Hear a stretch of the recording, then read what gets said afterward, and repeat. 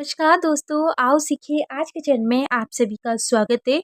मेरा नाम कनक है और मैं एक टीचर हूँ जो बच्चों को भी पढ़ाती है कोचिंग और साथ के साथ मैं स्कूल में भी पढ़ाती हूँ।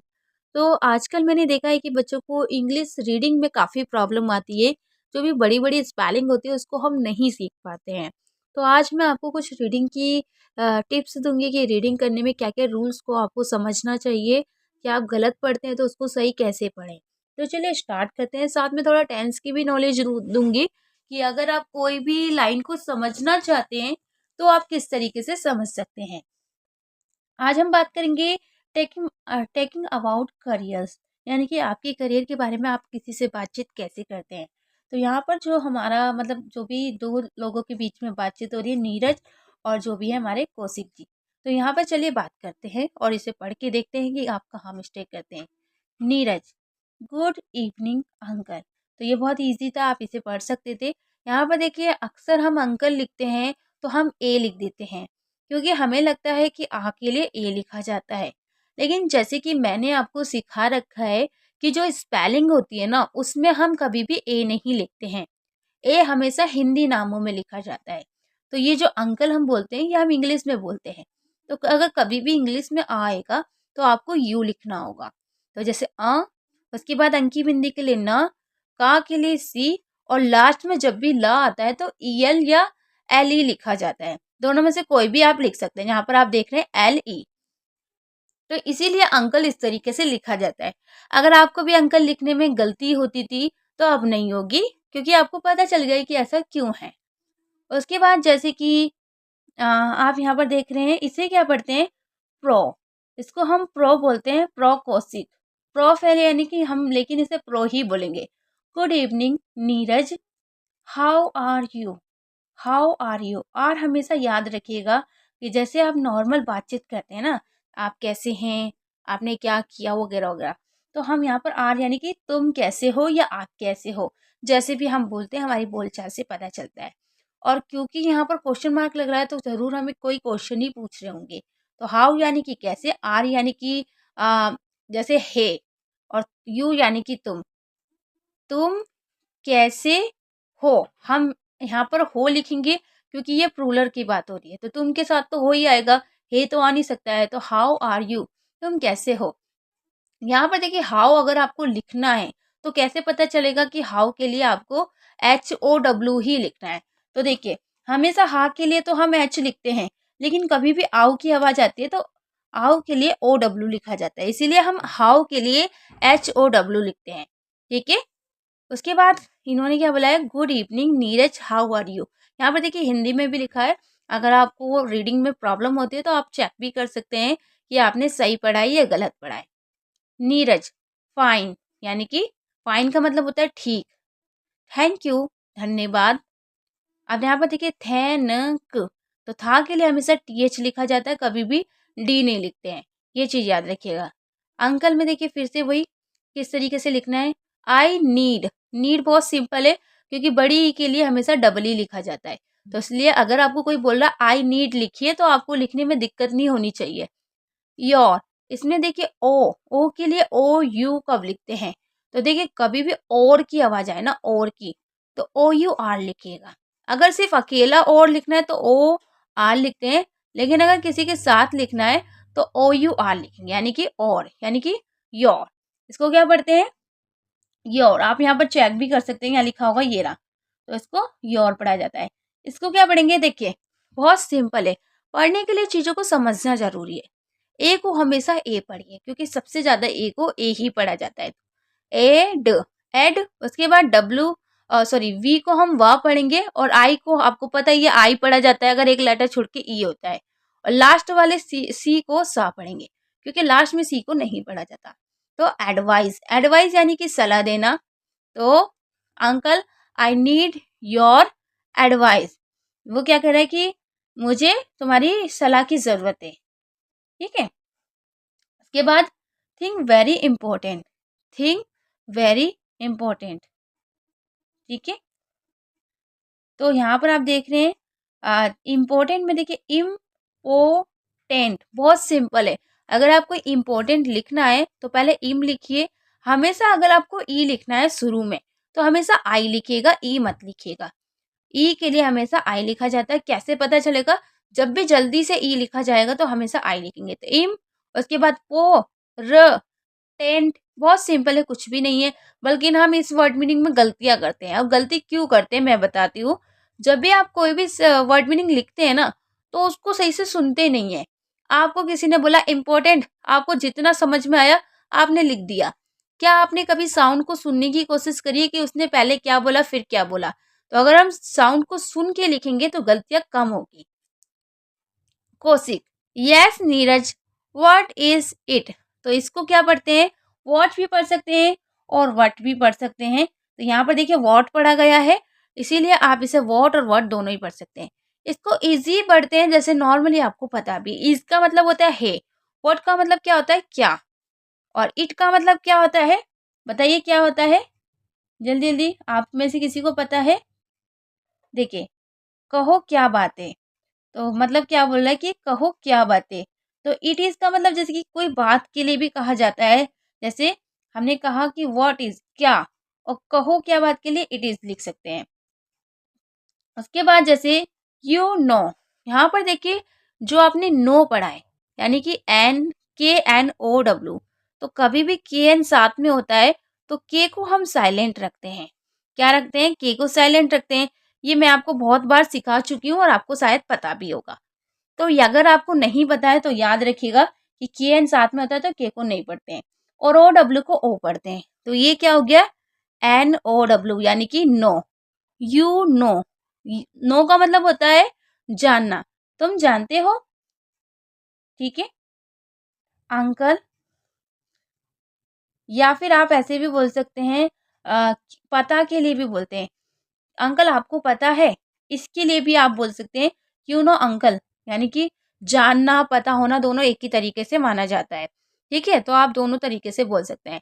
आई हैव, इसको आप पढ़िए। देखिए अगर इस तरीके का आपको कभी भी पढ़ने में दिक्कत हो रही है तो आप कैसे पढ़ेंगे? देखिए पहले तो इसको अपीयर्ड, एपियर्ड नहीं पढ़ेंगे, क्योंकि अगर आप इसे एपियर्ड पढ़ेंगे तो आप खुद पढ़ के देखिए। पहले आप इसे एपियर्ड पढ़ दीजिए, फिर आपको पता चलेगा कि इसे अपीयर्ड पढ़ते हैं।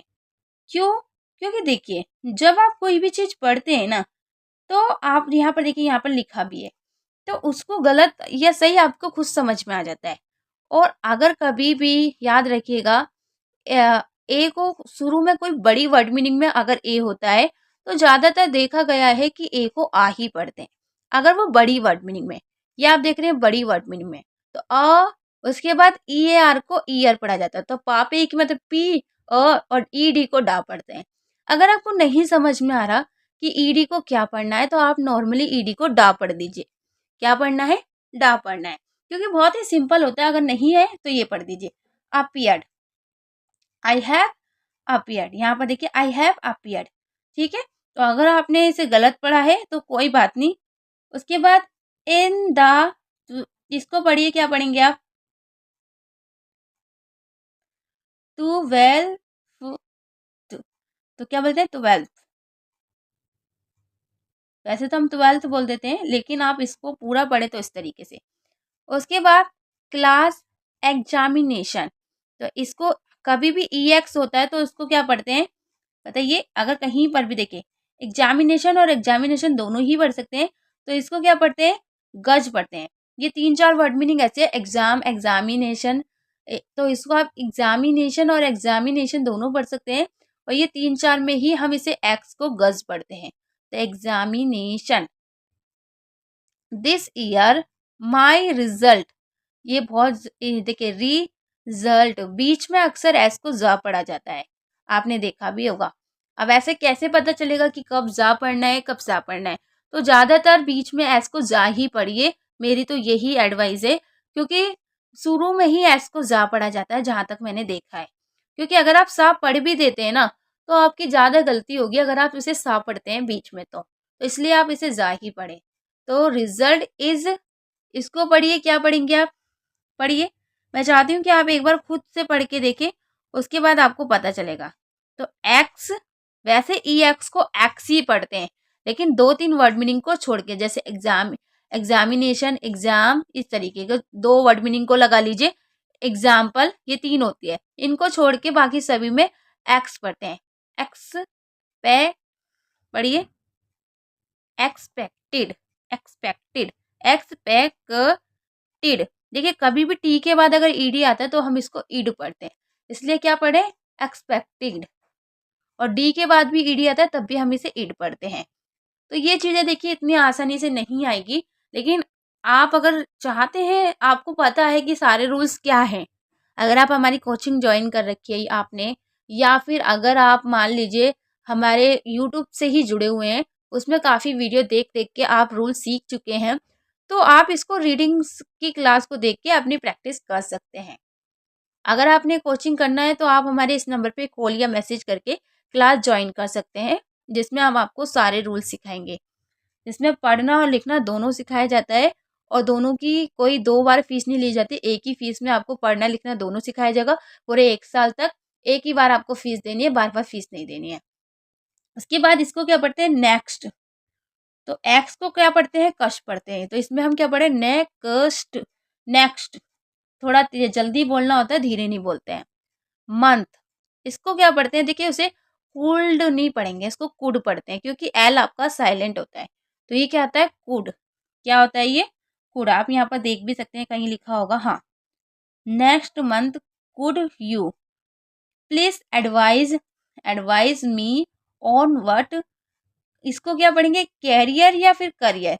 तो इसको करियर पढ़ते हैं, क्योंकि ए आर को हम आर पढ़ते हैं, इसलिए इसको कैरियर की जगह करियर ज़्यादा सही रहेगा। टू 12th क्लास, सॉरी मैं कहाँ पढ़ रही हूँ, career to choose after 12th। तो इसमें इन्होंने क्या बोला है, अंकल आपको पता है इस वर्ष मैंने 12वीं की परीक्षा दी, मेरा रिजल्ट अगले महीने में आने की आशा है, क्या आप मुझे सलाह देंगे कि 12वीं के बाद मुझे क्या करियर चुनना चाहिए। जैसे कि आपने देखा, yes Neeraj what is it. जैसे आप यहाँ पर देखिए, इसको पढ़ भी सकते हैं, yes Neeraj what it. You know, uncle, I have appeared in the 12th class examination this year. My result is expected next month. Could you please advise me on what career to choose after 12th? तो यहाँ पर आप इसको practice कर सकते हैं। मैंने पहले ऐसे पढ़ा दिया, फिर इस तरीके से, ताकि आपको पता चल सके। अब चलिए और पढ़ लेते हैं। Kaushik, what are you subject, what are you subject. अब देखिए मान लीजिए आपको आर लिखना है, तो आपको कैसे पता चलेगा कि आर कैसे लिखना है। तो कभी भी अगर आपको आर लिखना है तो आप नॉर्मली लिख सकते हैं, इतना चूज करने की जरूरत, मतलब सोचने की ज़रूरत नहीं है कि क्या करना है, कैसे करना है। तो उसने क्या बताया, उसने पूछा कि तुम्हारा सब्जेक्ट क्या है। तो व्हाट का मतलब क्या, और योर यानी कि तुम्हारा, सब्जेक्ट यानी कि जानती हैं, है यानी कि आर यानी कि है, तुम्हारा सब्जेक्ट क्या है। तो उसने क्या बोला, नीरज ने, कॉमर्स। देखिए इसको हम कॉमर्स भी पढ़ते हैं, लेकिन इसको कॉमर्स पढ़ा जाता है। ज़्यादातर हम सी ओ एम को कम पढ़ते हैं, ठीक है। लेकिन यहाँ पर क्योंकि डबल एम क्यों आया, अब आपको डाउट हो रहा है कि यहाँ पर डबल एम क्यों लिखा जाता है। तो कभी भी अगर सी ओ के बाद एम आता है, तो एक और एम ज़रूर आता है।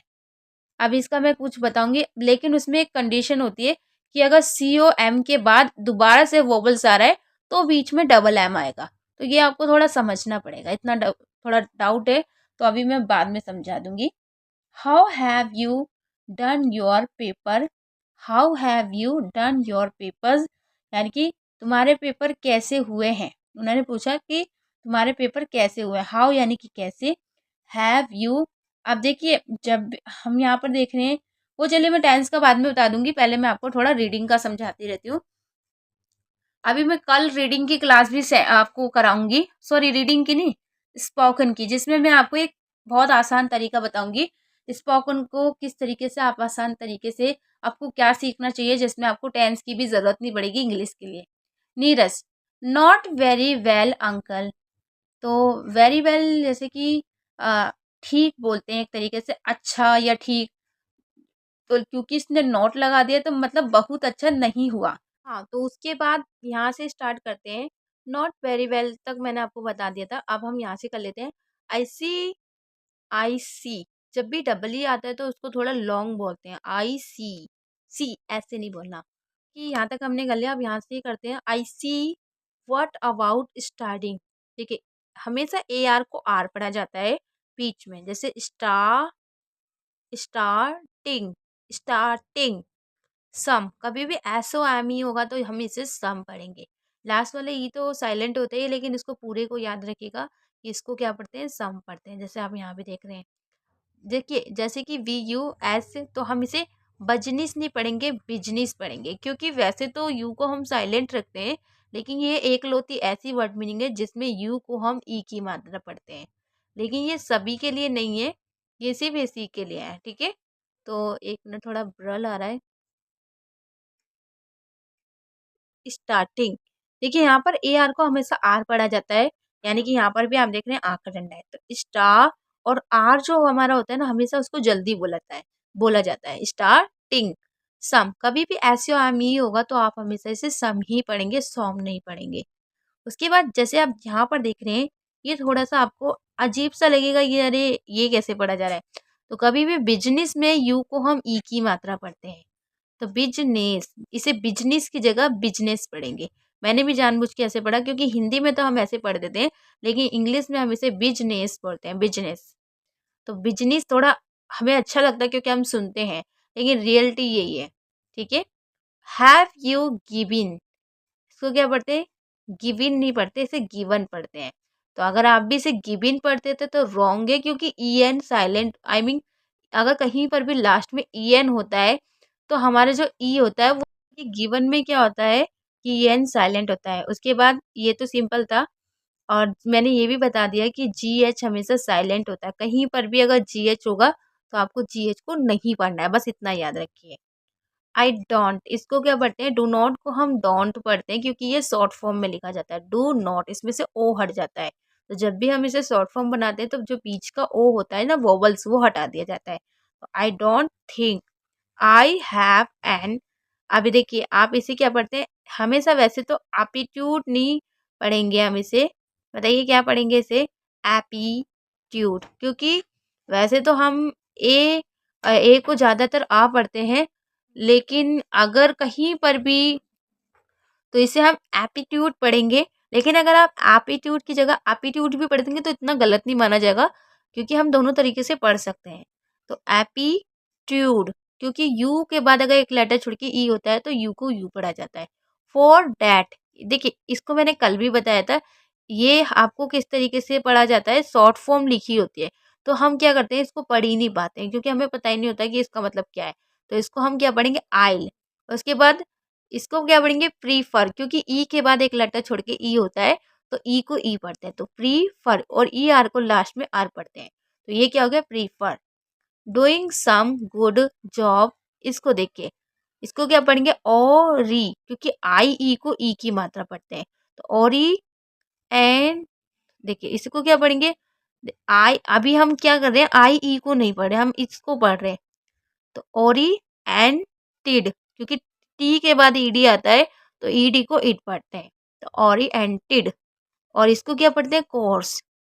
तो वैसे तो हम ऐसी को जा पढ़ते हैं, लेकिन कुछ ऐसी भी होती है जिसमें हम इस तरीके से नहीं पढ़ते, जो कि कहा जाता है जब भी किसी चीज़ का नाम होता है तो एस को हम सा पढ़ते हैं, ऐसा कहा जाता है, ठीक है।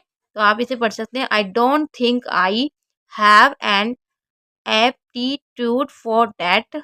I'll prefer doing some job oriented course. इसके बाद यहाँ पर आप देख रहे हैं, I see how are you in math, बहुत से इसे मंथ्स पढ़ते थे, ए को आ का डंडा, वो गलत है, तो maths Neeraj, I see how are you in maths Neeraj. उसके बाद लास्ट लाइन है, तो जैसे आप यहाँ पर देख रहे हैं, I think I am reasonably, क्योंकि ए को हमने ए पढ़ दिया तो पहले इतना पढ़िए, reasonably good in math, I think I am reasonably good in math. तो यहाँ पर देखिए बहुत सारी ए को ए बीच में पढ़ा जाता है, ऐसे अगर किसी चीज़ को प्रूलर बता रहा है तो उसे सा ही पढ़ा जाएगा। इसी तरीके से थिंक में आप देख रहे हैं, जो ना है वो आधा ना है, हाउ में ओ डब्ल्यू को आओ पढ़ा जा रहा है, इनको लिखा कैसे जाता है, जैसे हाउ कैसे लिखना है और जैसे रीज़नेबली कैसे लिखना है, बहुत सिंपल है। लास्ट में ई की मात्रा के लिए वाई क्यों लिखना है, ये बहुत ईज़ी होता है, बस आपको इसके लिए रूल सीखना होगा। अगर आप चाहते हैं ऐसी फ्री रीडिंग की क्लास, तो आप हमारे चैनल को सब्सक्राइब कर सकते हैं। आगे आपको हम स्पोकन क्लास भी कराने वाले हैं, तो उसके लिए भी आप हमारे चैनल को सब्सक्राइब कर सकते हैं। अगर आप हमारी कोचिंग जॉइन करना चाहते हैं, तो आपको कॉल करके ये बोलना है कि हमें कनक मैम से पढ़ना है, क्योंकि मेरा नाम कनक है। आपको मैडम डिटेल बता देंगी, जो हमारी मैडम है जो हमने कॉल के लिए रख रखी है, वो आपको डिटेल बता देंगी और फिर कनक मैम आपको क्लास कराएँगी। चलिए फिर कल मिलते हैं इसी टाइम पे। Okay bye, good night.